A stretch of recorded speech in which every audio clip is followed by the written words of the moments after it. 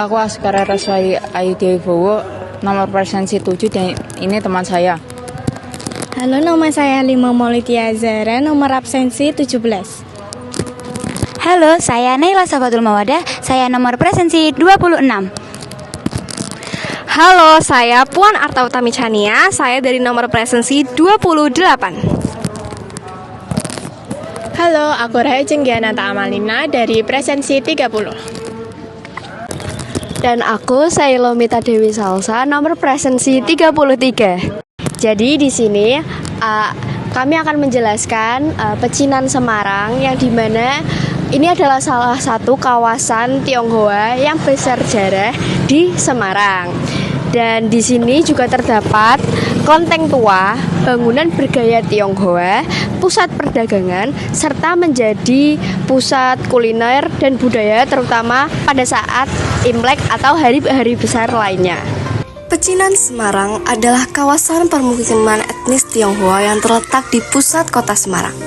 Kawasan ini sudah ada sejak abad ke-17 dan berkembang sebagai pusat aktivitas perdagangan, budaya, sekaligus tempat tinggal komunitas Tionghoa di Semarang. Di sini juga terdapat gang yang dulunya menjadi pusat pertumbuhan ekonomi lokal untuk warga di Kampung Pecinan. Biasanya di sini tuh ada yang namanya Pasar Semawis. Banyak sekali orang-orang yang berjualan di sini dan ramai sekali pengunjungnya. Selain itu, di Kampung Pecinan juga memiliki banyak gang-gang yang sangat-sangat terkenal. Contohnya ada Gang Lombok yang fungsinya kini lebih bertumpu pada pariwisata dengan perhatian khusus pada kuliner lokal dan nilai warisan budaya. Gang Besen yang memiliki fungsi utama sebagai tempat tinggal meliputi kediaman yang terkoneksi secara langsung atau deret dan terkadang dibagi untuk beberapa keluarga keturunan. Gang Tengah ini memiliki fungsi yang sama persis dengan Gang Bengsen, yaitu gang yang termasuk dalam tipologi hunian tunggal. Gang Baru memiliki fungsi utama sebagai kombinasi tempat tinggal dan aktivitas perdagangan yang mencerminkan ciri khas kawanan Hunai pusat ekonomi di Pecinan. Di Gang Lombok nomor 62 terdapat kelenteng yang bernama Kelenteng Tai Kaksi. Dulunya bernama Kelenteng Kuan Im Ting. Kelenteng ini berfungsi sebagai tempat ibadah umat Tridharma, yaitu Buddha, Tao, dan Konghucu, dengan pusat pemujaan Dewi Kuan Im, juga sebagai pusat perayaan Imlek dan Cap Gomeh. Pertama, di bagian ruangan tengah ini tentunya sebagai tempat ibadah, dan terdapat pemujaan utama terhadap Kuan Im Pusa serta Triratna Buddha atau Sampohut.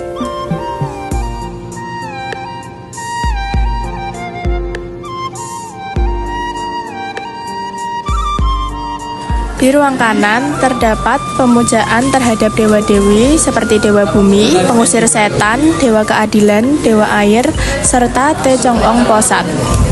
Kemudian di ruangan sebelah kiri terdapat pemujaan terhadap pelindung pelayar, Dewa Strategi, Dewa Keadilan, Kong Tik Chun Ong, dan Tai Siang Lokun.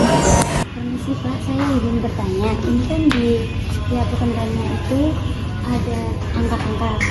Itu tuh maksud dari angkanya tuh apa ya Pak?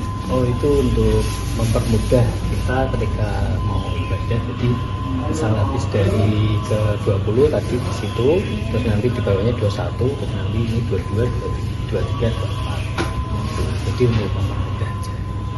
Jadi biar nggak bingung yang mau ibadah di sini. Ada untuk orang yang khusus masing-masing. Kalau di sini itu salah satunya beliau adalah Hongso Bisa Mausa.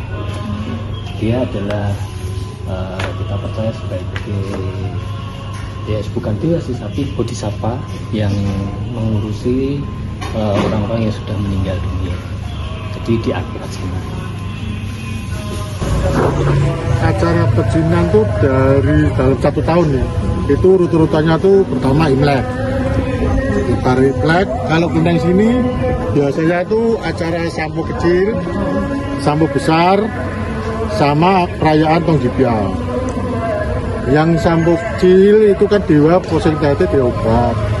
Terus yang kedua sampo besar itu Laksamana Cengho. Yang ketiga Tongjibyal. Tongjibyal itu kadang sini tidak merayakan, cuma hanya sembayangan aja. Yang pasti di Kelenteng Tai Kaksi perayaannya tuh Imlek, sambu kecil sama sambu besar.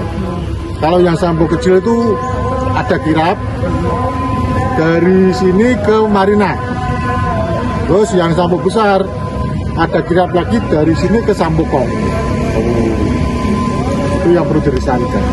Kalau kesenian biasanya tuh masih ada, terutama event itu Imlek satu, kadang kan ada perayaan barongsai. Kedua yang sambu kecil, habis kirap wayang potehi. Sambu besar juga habis kirap wayang potehi. Jadi sini wayang potehi cuma 2 kali dalam 1 tahun. Kalau waktunya tuh tidak pasti, cuma kebanyakan kalau sambu kecil Imlek kan biasanya kan maju mundur. Kalau sambu kecil itu biasanya antara bulan Mei dan bulan Juni. Yang sambu besar antara bulan Juli dan bulan Agustus.